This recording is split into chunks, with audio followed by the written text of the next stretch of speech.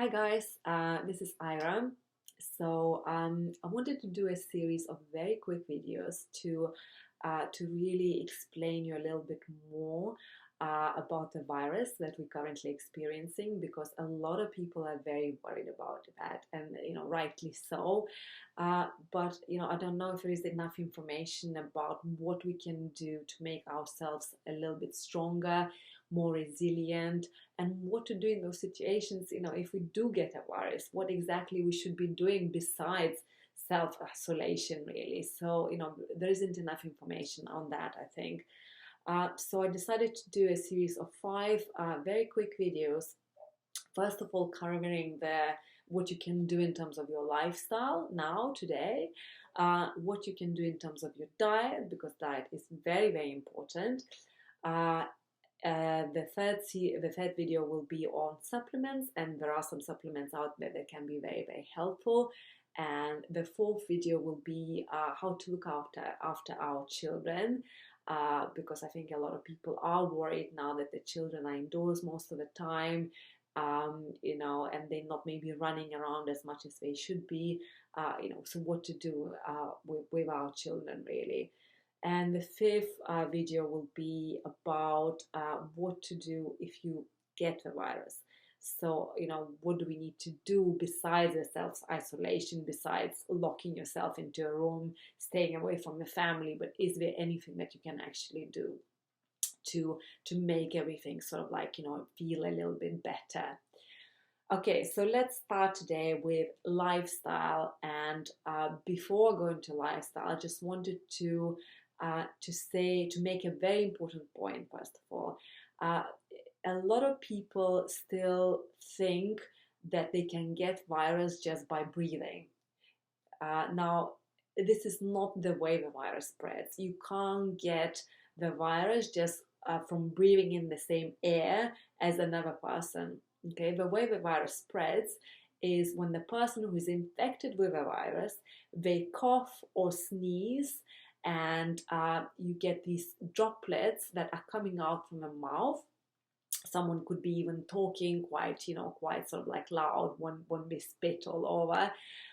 So when they do that, the droplets then land somewhere, possibly on their hand, on a surface, on a clothing, and then another person goes in and touches that surface and touch their face, and that's how the virus spreads.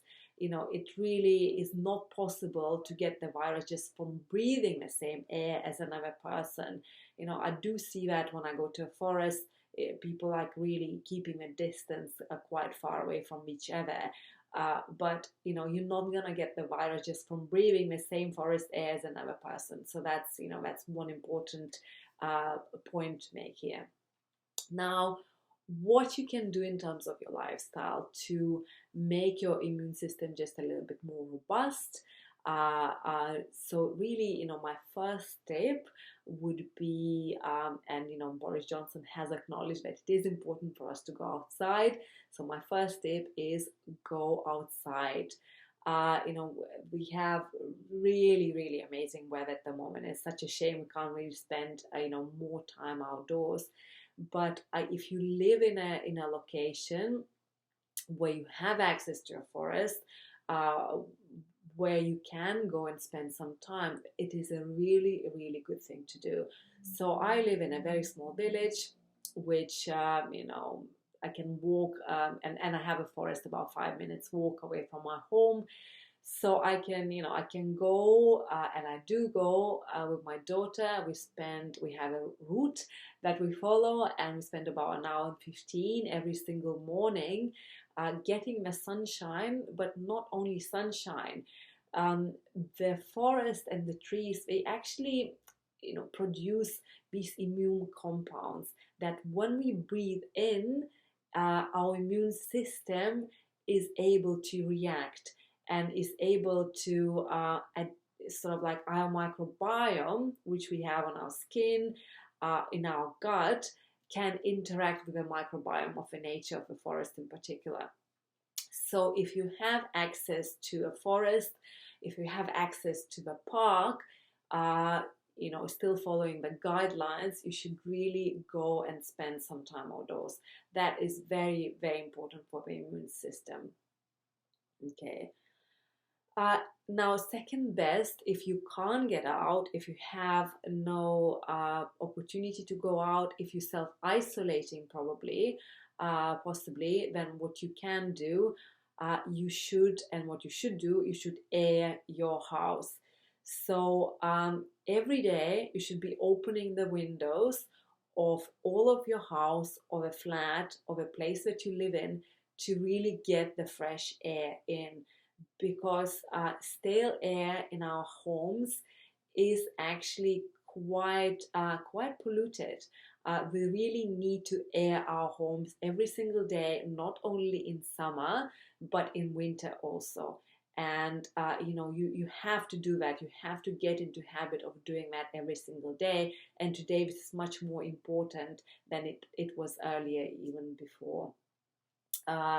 So when you go into bed, you should be airing your bedroom prior to actually sleeping as well. So you need to open the windows in the bedroom, a place that you're sleeping, at least an hour or two before you getting into the bed. And yes, the room might be cold, but you can dress up, you can have a warmer duvet, you can have an extra layer which you can later take off.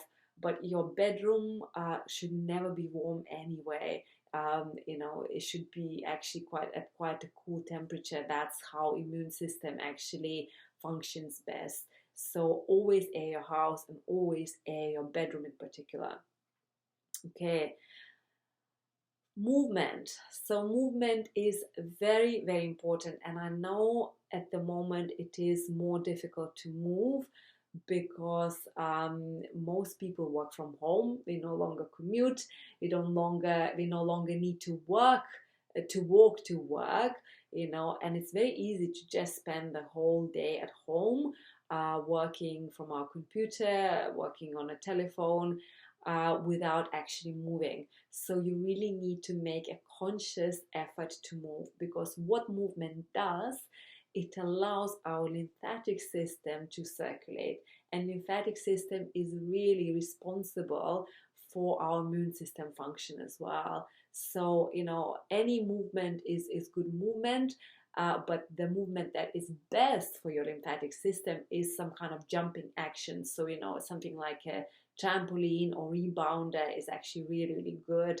If you can get that for your children, that could be a really, really good thing for them to actually do, and to boost their lymphatic system that way. But if you can't jump, due to some kind of like a health issue or problem, any movement like stretching or yoga or Pilates or ballet, there's so many now online classes that you can get. Just pick something that is within your level and do something to move, because you really, really need that lymphatic system to actually function properly. Okay. Let's talk a little bit about stress, because it is understandable. We are stressed. A lot of people are losing their income, unfortunately, and a lot of people are worried about what will happen to their loved ones, to their family, and to the whole of economy, to their jobs. So really, the issue with stress is that it downregulates our immune system. It increases our stress hormones such as cortisol, and that has an impact. That has an impact on our immune system. So if you're one of these people who are all the time on the phone, just looking at what's happening, how many people died, what are the latest stats, please, please stop doing that. Update yourself on the news maybe once a day, take it in, and then leave that and move on, because you really, you don't want to be living in that state of stress all the time. Your body doesn't recognize, it doesn't know whether the stress is real or perceived. But if you worry all the time, you will lower your immune function, and that has been proven.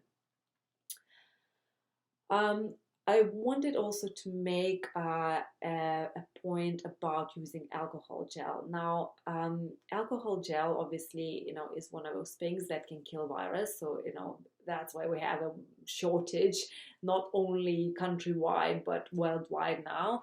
Um, but what happens when using alcohol gel really often is that your skin starts drying and it starts cracking. Now, if your skin starts cracking, the microbes actually have a very easy access to get into your bloodstream. So, what you should be doing if you are using alcohol gel regularly, and I advise only to use it if you go out and touch other things. At home, it's sufficient to just wash your hands about 20 seconds and do that regularly. But if you are using an alcohol gel, please use some kind of moisturizer as well.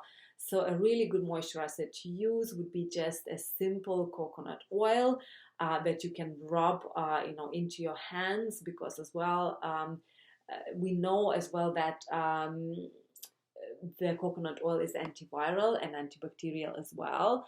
So so that would be a really good addition. But make sure you're moisturizing your hands and make sure you don't have any dry cracks in your hands. And then another people are using is alcohol mouthwash.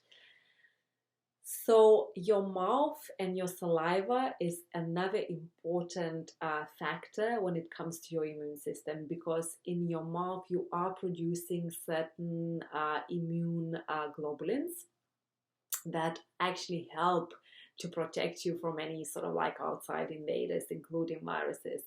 So if you are using alcohol mouthwash every single day, please stop that, because you are actually killing those particular immunoglobulins in the mouth by doing that. What would be a much better thing to do is to use either use nothing at all, just use a toothpaste and brush your teeth as normally, and just put away your alcohol mouthwash. Or what you could be using as well is something called like a probiotic mouthwash. So there is a company called In Vivo who make a particular probiotic that you can mix up with water and you can swish your mouth, and that just helps the microbiome in your mouth to be sort of like resilient and robust and healthy, and then you're not killing all the good bacteria that you're producing in the mouth as well. It's not just the bad bacteria that we are producing, but you are also not killing those immunoglobulins in the mouth. So, so these are a few lifestyle considerations that I think everyone should think about. And tomorrow, I am going to talk a little bit more about the diet. The role of a diet in the times like these, and overall what we should be eating for our immune function, because diet does play a major role. And then later on we're going to talk about some supplements as well. So I hope to see you tomorrow. Have a great day, everyone, and if you can, please get out for a nice walk to enjoy some sunshine and some greenery and some fresh air. See you tomorrow.